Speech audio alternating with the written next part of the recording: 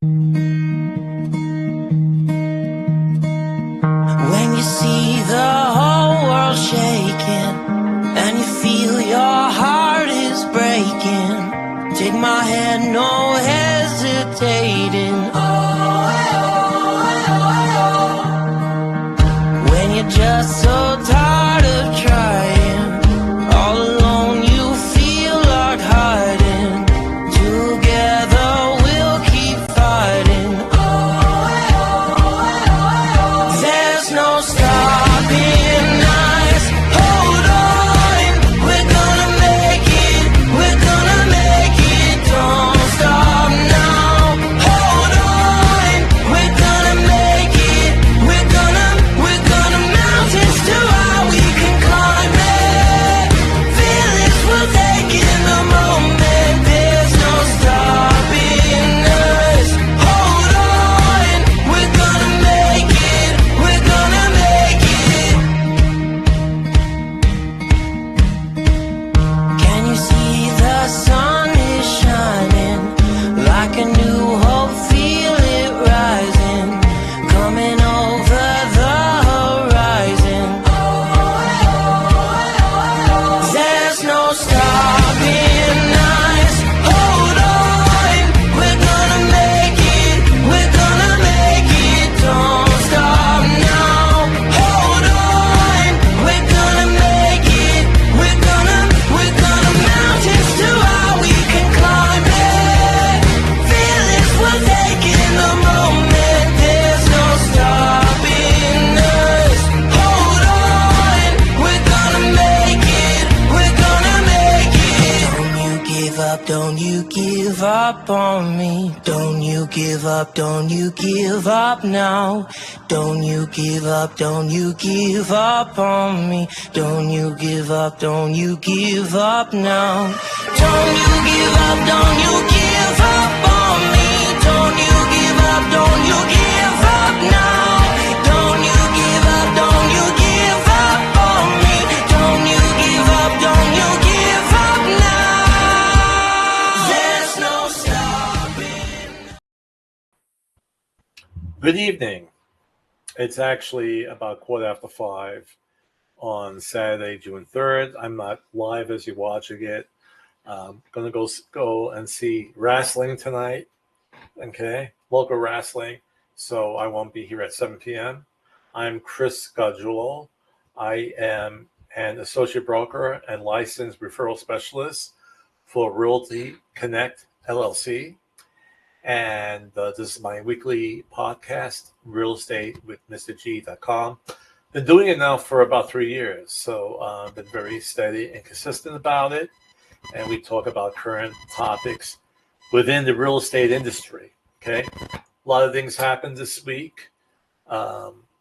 We came to an agreement with the debt ceiling, and it's been signed, a new bill, and we avoided a crisis, both Republicans and Democrats. And I give a lot of kudos to both sides for working this out. That's the way government should work, bipartisan work, and things worked out great. Now, stock market was good after that news came out, went up about 700 points. Then there is some nervousness about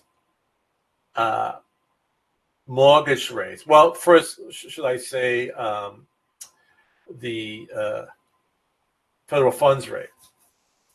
So, yes, this was good news. And actually, the jobs have been created, much more than was expected to be created. All right. So you would say, hey, that's a good thing, you know. Well, it is a good thing that people have more jobs to choose from. And but the only thing that makes the Federal Reserve a little nervous, because they're saying, well, things are still going so great. Maybe we don't have a curb on inflation as of yet. So they may, in their next meeting, raise the federal funds rate, which indirectly affects the mortgage rate. Okay, and basically, here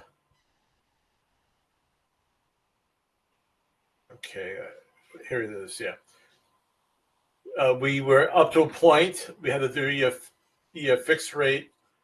Conforming mortgages have retreated from a 2023 high of 6.85%, seen on May 26, falling by 20 basis points to 6.65% on Thursday. But you see, we're approaching 7%.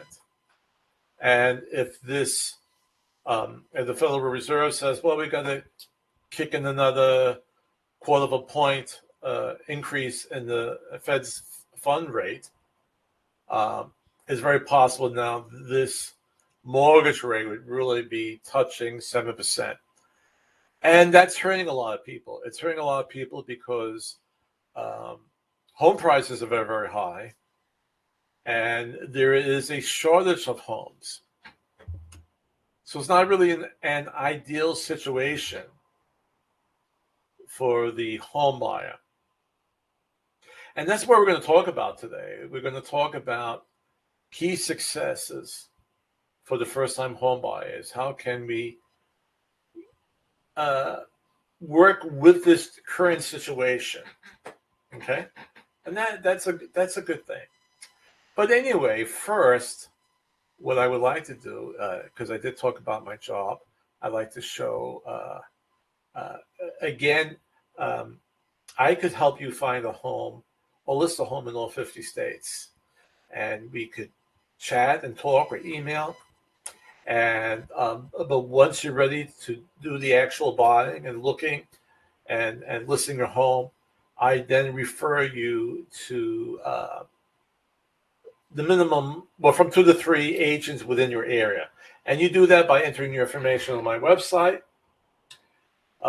Real Estate with Mr.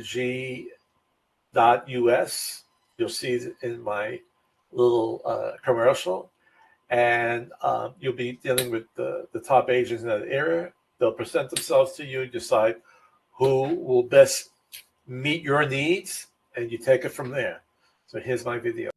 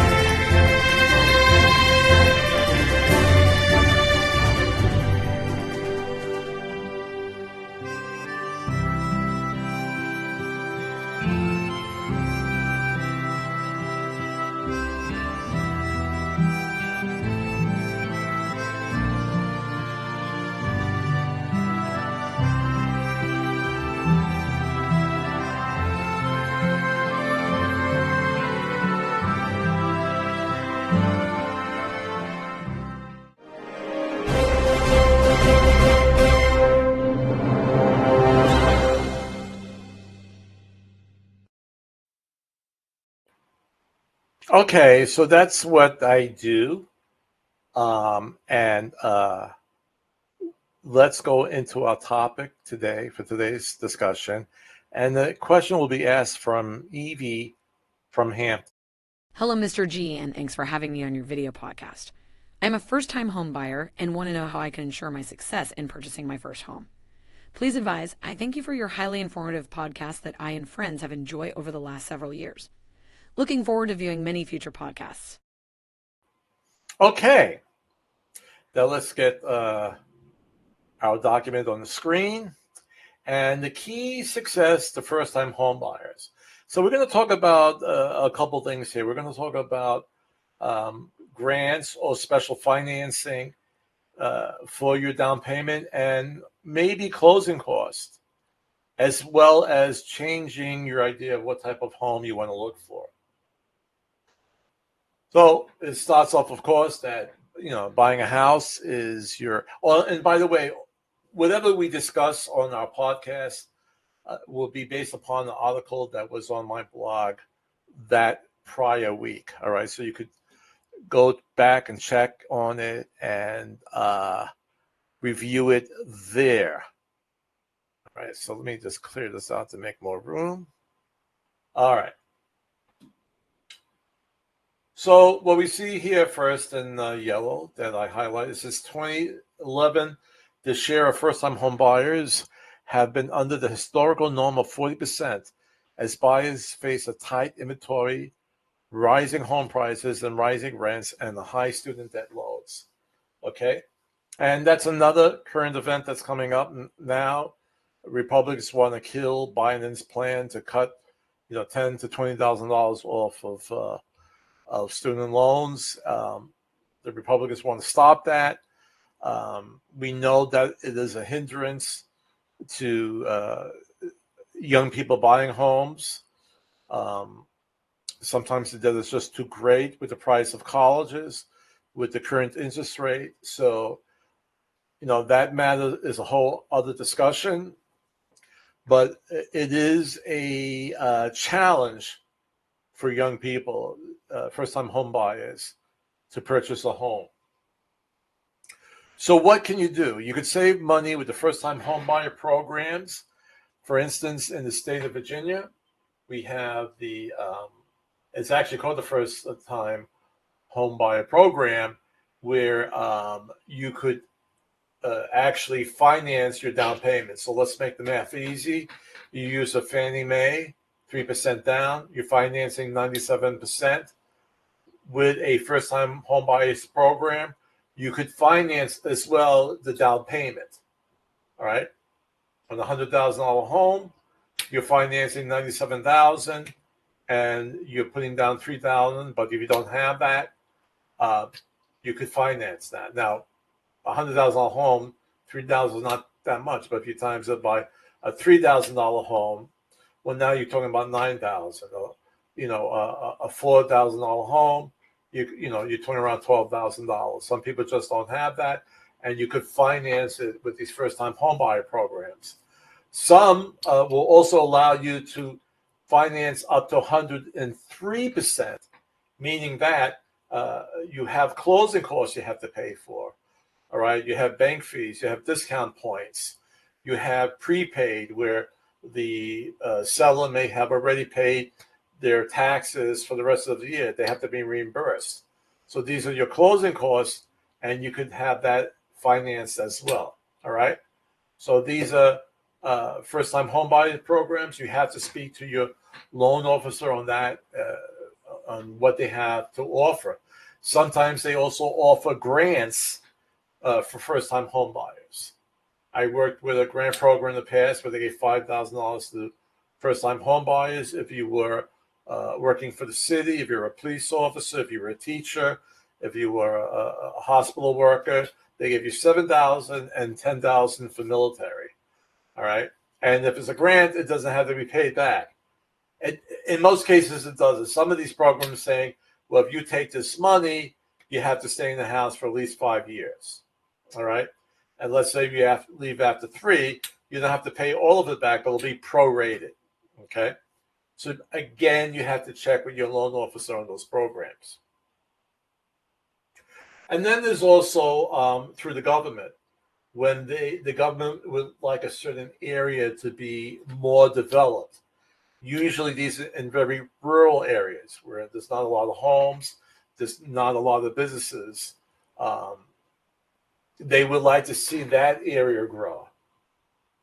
So it raises up the economy of the area. Or, if more homes are being built out there, companies, grocery stores say, oh, we got to put a grocery store there. We need some restaurants out there. We need the medical offices. We need a park. We need a hospital. Okay, and all the wheels of commerce start going, and it helps build out that area. Okay. Now, what it also and they'll give you, if you're moving into that certain area, they'll give you low down payments and maybe some money for your closing costs. So it also talks about the supply of homes. Okay, with that low amount of homes out there, maybe a single family home right now, you might not be able to find that house you want, that detached house. So they're saying consider condominiums, consider townhomes. Townhomes to me are attached homes. All right, they're usually in the HOA association, property owners association. In the townhome, you're sharing, you're attached, or you're sharing a roof. It's not as private. You're right next to each other. Some guy next door might be playing music really loud. So usually these costs for these homes a little bit less. Same thing with condos. Okay. The cost may be less. You got to be careful with the condos because they may have a condo. Well, they will have a condo fee, and depending on what they're giving you back, some condo fees are low. Maybe about $50-$60 a month. Some are large, around $300. But it depends on what you're getting in it. If you're getting a swimming pool, you're getting a gym, you're getting a clubhouse. Some will actually have like horse stables. Depends on what they're offering you. You have to look into that and see if it meets all the needs that you want. There are other things that it may carry. It might carry your your basic cable cost. It may carry your sanitation fees with garbage going out, also water fees, water going in and out. Okay, and sometimes that's covered by the condo association. So you may be paying this condo management fee, but when you minus your cost of waste management and cable, it may work out. And the other plus is that a lot of the exterior of the home, landscaping maintenance may be covered completely by the condo. You have to read their packet, okay? But there's a good chance it will be covered. And, these are other expenses that you may not have with condo association. So you have to really look into it. There's no one way of saying, yes, it's all this way. And no, it's a case-by-case situation. No, even in the article here, it says condos are usually, but I'm glad they say usually less expensive. Again, you have to look at the big picture. You have to look at that management fee.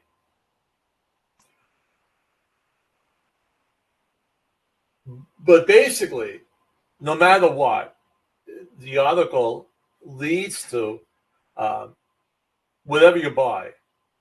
If you say you could live in a townhome for the next 5 years, it's better that you buy into one and pay a mortgage in that and building equity than paying the next 5 years to a rental, and that money just goes out the window. You have no benefit from that, okay? Which basically leads us to our video. It worked out really nice because our video for today is dealing with equity and what it is and why it is important. So let's look at that video right now.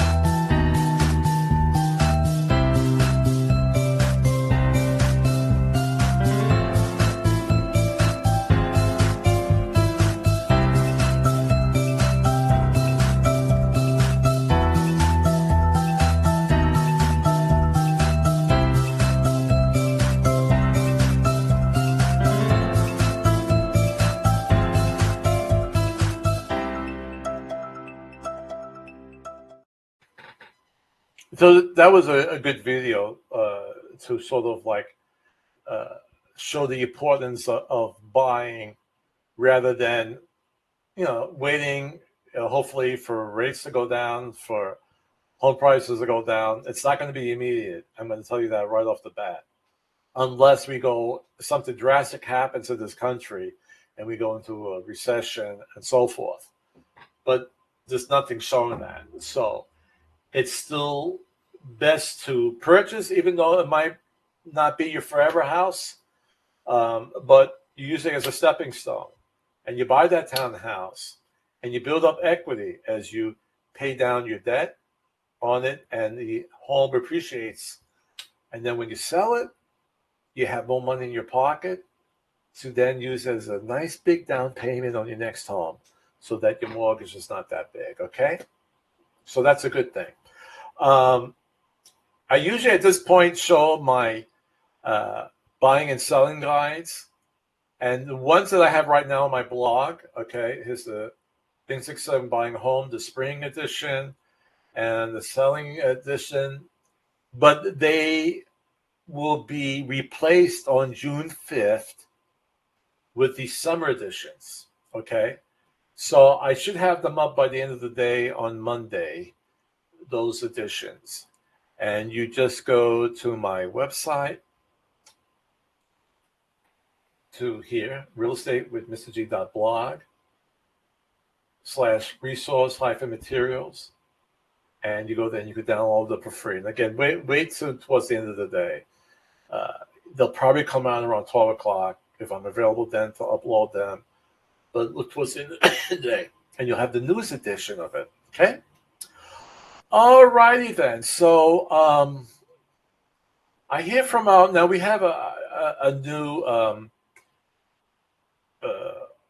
producer. Things didn't work out well with Carmen. I wish her best. Her time allowed for doing producing was, and so we had a parting of ways. So I now have Isabella as my producer right now, and I heard she's telling me that we have special celebrities in the audience. Is that correct? Yes, Mr. G, we have a couple of famous celebrities in the audience. Frida and Heinrich Heimlich were circus performers in East Germany prior to the destruction of the Berlin Wall. When one of the stones from the wall hit Heinrich Heimlich in the head, he changed his mind on circus performing, and he and his wife, Frida, became biking enthusiasts. Tonight, in our audience, they will perform some of their most daring bicycle tricks. Hope you enjoy. Ladies and gentlemen, Frida and Heinrich Heimlich.